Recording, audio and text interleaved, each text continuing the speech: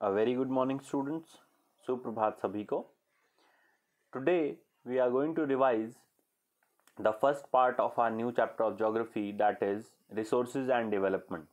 इस चैप्टर में हम रिसोर्सेज जो संसाधन है वो किस चीज़ को हम संसाधन कह सकते हैं, कैसे कैसे उनका क्लासिफिकेशन वर्गीकरण किया हुआ है, उसके बाद what are the major requirements for development of resources, जो रिसोर्सेज हैं उनके विकास के लिए, उनके सस्टेनेबल डेवलपमेंट के लिए क्या क्या स्टेप्स लिए जाने चाहिए, and what are the important resources including soil resource, what are the soil degradation causes and things like that. तो ऐसे बहुत सारे टॉपिक्स हम इस चैप्टर में पढ़ेंगे. तो आइए फर्स्ट पार्ट की शुरुआत करते हैं अपने चैप्टर की. The chapters name is resources and development. So when you talk about resources or a resource, let us first understand what a resource is. जब आप संसाधन की बात करते हैं तो सबसे पहले बात करेंगे रिसोर्स क्या होता है. सो हमने 8th क्लास में भी पढ़ लिया है कि संसाधन क्या होता है. वो सभी वस्तुएं जो हमारे यूज में आती हैं. तो इस डेफिनेशन को थोड़ा और रिफाइंड कर दिया है. ज़रा पहले डेफिनेशन पढ़ते हैं, उसके बाद I will explain it to you that what it means. So, the definition says everything available in our environment which can be used to satisfy our needs and is technologically accessible, economically feasible and culturally acceptable is known as a resource. वो सभी वस्तुएं जो हमारे पर्यावरण में, हमारे environment में हमें मिलती हैं और हमारे किसी ना किसी काम आती हैं, हमारी किसी नीड को सेटिस्फाई करती हैं, उस वस्तु को हम रिसोर्स कहते हैं. बशर्ते कि वो ऐसी हमारे पास तकनीक हो कि उसको हम यूज़ कर सकें, वो इतनी लाभकारी हो कि जितना उसको बनाने में खर्चा आ रहा है वो उस लाभ से ज़्यादा नहीं होना चाहिए. यानी कि कॉस्ट जो है वो बहुत कम आनी चाहिए as compare to its value. उसकी जितनी वैल्यू है उससे कॉस्ट कम आनी चाहिए. इसलिए इकोनॉमिकली फीजेबल और कल्चरली एक्सेप्टेबल. ऐसा भी ना हो कि उससे जो बहुसंख्यक लोग हैं उनका नुकसान हो रहा हो, तब आप उसको रिसोर्स नहीं मानेंगे. It should benefit the maximum number of people and it should be according to the norms of the society. ठीक है, तो दोबारा से everything that is available in the society and technologically accessible, economically feasible and culturally acceptable is known as a resource.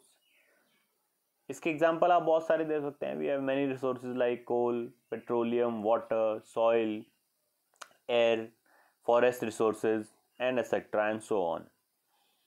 सो अब हम बात करेंगे interdependent relationship between nature, technology and institutions. So here human resource is also a very very important resource as you have already studied that in your earlier classes, and in this class also you will be going to study in economics that how important human resources are. तो यहाँ पे human resource की बात करें. Human resource जो है वो physical nature से रॉ मटेरियल या रॉ जो रिसोर्स है उसको कलेक्ट करता है.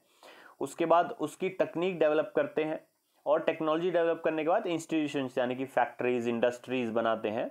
और इन तीनों ही चीज़ों की मदद से, किन तीनों चीज़ों की, जो हमें नेचुरल इन्वायरमेंट में मिल रही हैं चीज़ें और जो तकनीक विकसित की है और उस तकनीक के सहारे जो इंस्टीट्यूशंस, संस्थान बनाए हैं, उन रिसोर्सेज को यूज़ करने के लिए, यूटिलाइज करने के लिए, ये सभी चीज़ें किस चीज़ की वजह से पॉसिबल हो पाई हैं?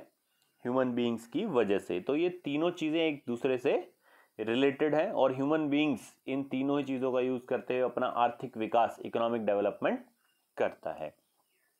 So human beings interact with nature through technology and create institutions to accelerate economic growth.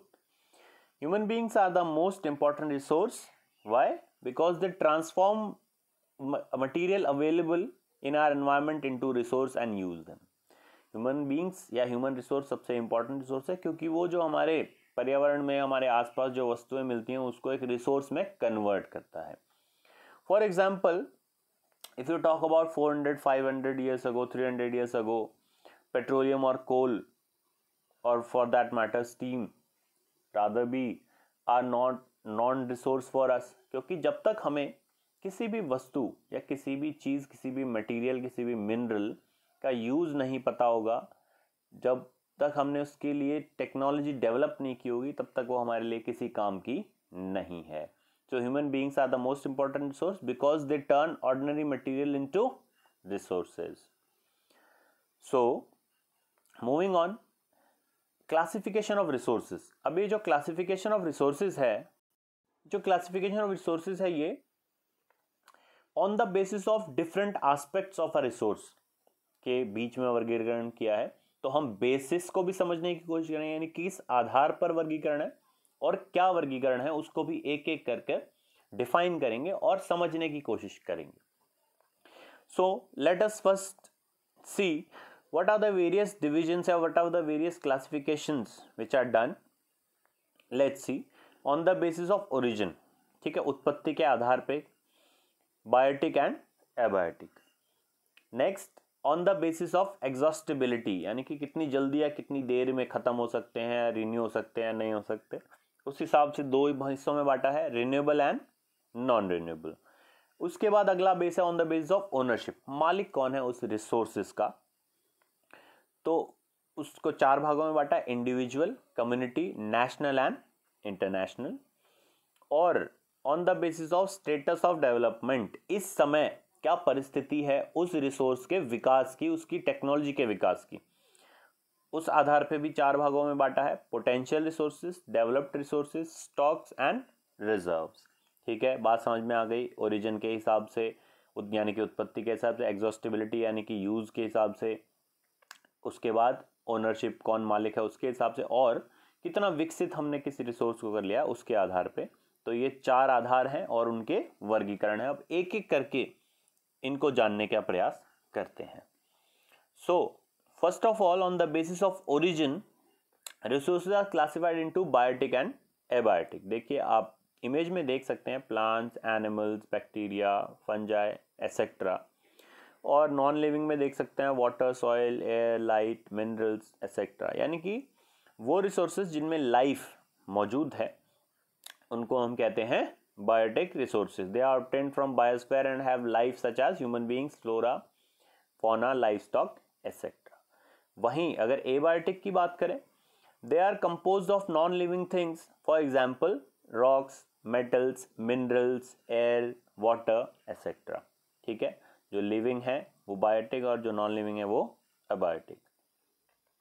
Next, on the basis of exhaustibility, यानी कि यूज के आधार पे दो हिस्सों में बांटा हुआ है हमने, या कितने समय में या कितनी जल्दी वो बनते हैं या यूज हो जाते हैं, उस आधार पे हमने वर्गीकरण किया है. Renewable and non renewable. Renewable are which can be renewed in a very short period of time and very easily, and non renewable are which cannot be renewed very easily and it takes billions of years to manufacture them or remake them.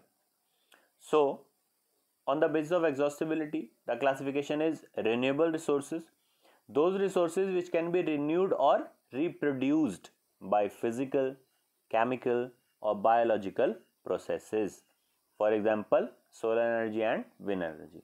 ऐसे resources जिनको reproduce किया जा सकता है physical, biological या chemical तरीकों से, उनको रिन्यूएबल रिसोर्स कहते हैं. वहीं non renewable resources, these are formed after millions of years and are therefore termed as non renewable resources. Example, fossil fuels like coal and petroleum. इनको बनने में काफ़ी लंबा समय लगता है, तो इसको रिप्रोड्यूस करना बहुत ही मुश्किल है, ऑलमोस्ट इम्पॉसिबल है. इसीलिए फॉसिल फ्यूल्स जैसे कोल और पेट्रोलियम को non renewable energy resources category में रखा है. अब अगला जो बेसिस है उसकी बात करें, on the basis of ownership, who are the owners of that resource, उसके आधार पे चार हिस्सों में बांटा है. सबसे पहले इंडिविजुअल रिसोर्सेज, यानी कि वो रिसोर्स जिनके कोई इंडिविजुअल मालिक होते हैं. जैसे आप एग्जांपल ले सकते हैं अपनी लाइफ से, you are having a pen, so the pen is resource and who is the owner? You are the owner. ऐसे ही आपका स्कूल बैग या anything, whatever is there, your water bottle, it is also a resource. The water inside it, you are the owner of that water bottle as well as the water. So ऐसे resources जैसे आपका घर, आपकी property, आपके parents की, ऐसी सारी चीज़ें जिसके मालिक इंडिविजुअल्स होते हैं, यानी कि अकेले कोई मालिक होता है या एक फैमिली होती है, उसको कहते हैं individual resources. The resources which are owned, operated and managed by private individuals like fields, tubewells, houses etcetera. वहीं अगर दूसरी कैटेगरी की बात करें on the basis of ownership में, कम्युनिटी ओन्ड रिसोर्सेज, यानी कि सामुदायिक जो संसाधन है, ठीक है, the resources which are accessible to all members of the community. किसी कम्युनिटी ने अगर एक पार्क बनाया है, कोई मैरिज हॉल बनाया है, ठीक है, या फिर कोई भी और जैसे हॉस्पिटल बनाया है सार्वजनिक, सो जनरल पब्लिक के लिए जो चीज़ें यूटिलाइज करने के लिए अवेलेबल होती हैं, उन रिसोर्सेज को हम कहते हैं कम्युनिटी रिसोर्सेज, जैसे कि grazing grounds, village ponds, parks, ठीक है, etcetera. Now moving on to the third part on the basis of ownership में, तीसरे हिस्से पे अगर हम आए तो तीसरा हिस्सा है नेशनल रिसोर्सेज। वो सारे रिसोर्सेज जो किसी कंट्री की land boundary as well as उसकी वाटर बाउंड्री के अंदर पाए जाते हैं। तो लैंड बाउंड्री तो देखिए क्लियरली डिफाइंड होती है politically. All resources found within political boundaries of a country are known as national resources, for example forest, wild life, minerals etcetera. But अगर आप ओशन की बात करें तो जहां से हमारा कोस्टल एरिया खत्म होता है और पानी शुरू हो जाता है, वहां से लेके हमारे कोस्टल एरिया से 12 नॉटिकल माइल्स अंदर तक, 12 nautical miles is equal to 22.2 kilometres अंदर तक हमारी क्या है, वाटर बाउंड्री, ठीक है। तो वो पॉलिटिकली हमारी बाउंड्री हो गई, यानी कि हमारी land boundary as well as समुद्र में 12 नॉटिकल माइल्स या 22.2 किलोमीटर्स अंदर तक जो हमारी बाउंड्री है, उसमें सभी पाए जाने वाले रिसोर्सेज पर एक्सक्लूसिव अधिकार किसका है, एक देश का। उसके बाद इंटरनेशनल रिसोर्सेज की बात करें, the oceanic resources beyond 200 nautical miles of the exclusive economic zone to open ocean, ठीक है। किसी भी देश की बाउंड्री के आगे 200 नॉटिकल माइल्स तक जो एक्सक्लूसिव इकोनॉमिक जोन है, उसके आगे पूरा जो ओशन का वाटर है वो क्या है, इंटरनेशनल वाटर, और उन रिसोर्सेज का अधिकार होता है इंटरनेशनल ऑर्गेनाइजेशंस जैसे यूनाइटेड नेशंस के पास, ठीक है। तो दोबारा से इसको एक बार करते हैं। सबसे पहले इंडिविजुअल रिसोर्सेज या प्राइवेटली ओन्ड रिसोर्सेज, जिसको कोई एक व्यक्ति या एक फैमिली मेंबर्स मालिक होते हैं। उसके बाद कम्युनिटी, जो कि समुदाय के लिए होता है, समुदाय के कम्युनिटी के सभी लोग उसका इस्तेमाल कर सकते हैं। उसके बाद नेशनल, जो एक देश की बाउंड्री के अंदर मिलते हैं, water boundary as well as land boundary. और इंटरनेशनल, जो कि इंटरनेशनल वाटर्स में, यानी कि समुद्र में 200 नॉटिकल माइल्स के आगे जितना भी पानी है उसमें जो मिलते हैं उसको बोलते हैं international resources. So moving on the basis of status of development, ठीक है, उसके विकास की क्या परिस्थिति है, उस हिसाब से, या उसकी टेक्नोलॉजी कितनी विकसित है, उस हिसाब से भी वर्गीकरण किया है, रिसोर्सेज का क्लासिफिकेशन किया है। The first one are potential resources, ठीक है। तो पोटेंशियल शब्द से आपको पता लग रहा है ऐसे रिसोर्सेज जिनका इस्तेमाल अभी तक फुल्ली नहीं किया गया है और आगे आने वाले समय में उनके लिए बहुत ज़्यादा ग्रोथ का पोटेंशियल है। Resources which have not been utilized to their full potential, that is which are not developed properly, like wind and solar energy in Rajasthan, Gujarat and Rajasthan, ठीक है। हमारे देश में बहुत सारा पोटेंशियल है solar energy as well as wind energy का बहुत सारे इलाकों में, पर उसको उस हद तक अभी भी डेवलप नहीं किया गया है। तो हमारे लिए ये एरिया वाइज है, तो हमारे लिए ये क्या हो गया, एक पोटेंशियल रिसोर्स। इसके बाद आगे बात करें डेवलप्ड रिसोर्सेज की, वो रिसोर्सेज जिनको हमने क्वांटिटी को जान लिया है, उसको पहचान लिया, आइडेंटिफाई कर लिया है, उसको मेजर कर लिया है, उसके अलावा हमने पूरी टेक्नोलॉजी उसकी डेवलप कर ली है और उसका फुल यूटिलाइजेशन कर रहे हैं, ऐसे रिसोर्सेज को कहते हैं डेवलप्ड रिसोर्सेज।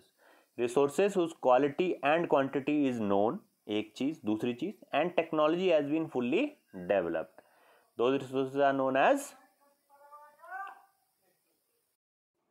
Developed resources. तो उन रिसोर्सेज को हम डेवलप्ड रिसोर्सेज कहते हैं जिनकी आइडेंटिफिकेशन कर दी है हमने, क्वांटिटी जान ली है और तकनीक विकसित कर दी है, उनको यूज कर रहे हैं प्रेजेंट टाइम में। उसके बाद अगर आगे बात करें on the basis of status of development में, जो तीसरा पार्ट है वो है stock. So what is stock? Resources whose technology has not been developed yet but have the potential to satisfy human needs. Example hydrogen as an efficient fuel derived out of water. Hydrogen जिसका हमें पता है कि वो उसमें बहुत energy है, उसका यूटिलाइजेशन भी एक बहुत अच्छे प्रॉपर तरीके से हो सकता है। तो ऐसे एनर्जी रिसोर्स को, ऐसे फ्यूल को हम अगर वाटर से अलग करके एक इकोनॉमिकली फीजिबल तरीके, यानी कि कॉस्ट बहुत कम आए और बहुत अच्छे से वो यूटिलाइजेशन उसका हो सके, ऐसी टेक्नोलॉजी हम डेवलप कर रहे हैं। तो एक ऐसा रिसोर्स जिसके बारे में हमको पता है कि वो एक बहुत बड़ा रिसोर्स फ्यूचर में बन सकता है, पर उसकी टेक्नोलॉजी हम अभी तक पूरी तरह से डेवलप नहीं कर पाए हैं, उसको हम कहते हैं स्टॉक। ठीक है, the resources technology has not been developed yet but have the potential to satisfy human needs in future, that is known as stock. तो स्टॉक के बाद अगर हम बात करें रिजर्व की, रिजर्व भी स्टॉक का ही एक हिस्सा होता है। The part of stock that can be used with the existing technology. पर इसमें एक फर्क है क्या, स्टॉक का हमने बोला कि ऐसा रिसोर्स जिसकी तकनीक अभी हमारे पास उपलब्ध नहीं है पूरी तरह से, आगे आने वाले समय में वो और ज़्यादा विकसित होगी तो हम और अच्छे से एफिशिएंटली उसका यूज़ कर पाएंगे। वहीं रिजर्व स्टॉक का एक ऐसा हिस्सा होता है जिसकी टेक्नोलॉजी हमें पता है, पर फिर भी हमने डेलिबरेटली उसको छोड़ रखा है या फिर सर्कमस्टेंसेस की वजह से वो उसका फुल यूटिलाइजेशन नहीं हो पा रहा है, that is known as reserve. The part of stock that can be used with the existing technology but has been reserved for future use. For example forest resources, water in dams, rivers, oceans etcetera. So हमने classification पढ़ लिया है चारों तरीके से कौन कौन से बेसिस हैं। उसके बाद हम बात कर रहे हैं डेवलपमेंट ऑफ रिसोर्स में कि रिसोर्स के डेवलपमेंट का मतलब क्या है, और जो हमने ये डेवलपमेंट के नाम पे ओवर एक्सप्लॉयटेशन, ओवर यूटिलाइजेशन कर दिया है, डैमेज कर दिया है एनवायरनमेंट को, इससे क्या क्या परेशानियां खड़ी हो गई हैं हमारे सामने। Resources are essential for human survival and for maintaining the quality of life. Resources बहुत आवश्यक हैं इंसान के सर्वाइवल के लिए, ठीक है, उस जीवन को सस्टेन करने के लिए, और एक जो स्टैंडर्ड ऑफ लिविंग है, क्वालिटी ऑफ लाइफ है, उसको मेंटेन करने के लिए भी। But human beings have over exploited the resources which has led to following problems. But human resource या जो ह्यूमन बीइंग्स हैं उन्होंने बहुत ज़्यादा ओवर एक्सप्लॉइटेशन कर दिया है, स्पेशली उन रिसोर्सेज का जो नॉन रिन्यूएबल है। तो इससे कई समस्याएं आ गई हैं। क्या, इमेज में भी आप देख सकते हैं, depletion of resources for satisfying the greed of a few individuals. कुछ इंडिविजुअल्स या कुछ कंट्रीज के सेटिस्फेक्शन के लिए बहुत ज़्यादा ओवर यूटिलाइजेशन या एक्सप्लॉयटेशन हो गया है, जिसकी वजह से जो एक बड़ा हिस्सा है पॉपुलेशन का वो उससे वंचित रह गया है, और कुछ ही लोगों के पास ज़्यादातर रिसोर्सेज, संसाधन उपलब्ध हैं। Accumulation of resources in a few hands which divided the society into the rich and poor. जो इकट्ठा हो गए हैं संसाधन कुछ लोगों के पास या एक सेक्शन ऑफ सोसाइटी के पास, उससे जो रिच और पुअर का जो डिवाइड है, जो गैप है, वो और ज़्यादा बड़ा हो गया है। उसके अलावा तीसरी प्रॉब्लम क्या आई हमको, इनडिस्क्रिमिनेट एक्सप्लॉयटेशन, बहुत ज़्यादा शोषण of resources which led to global ecological crisis. उससे ग्लोबल इकोलॉजिकल क्राइसिस आ गया है, कुछ समस्याएं आ रही हैं जैसे global warming, ozone layer depletion, land degradation etcetera.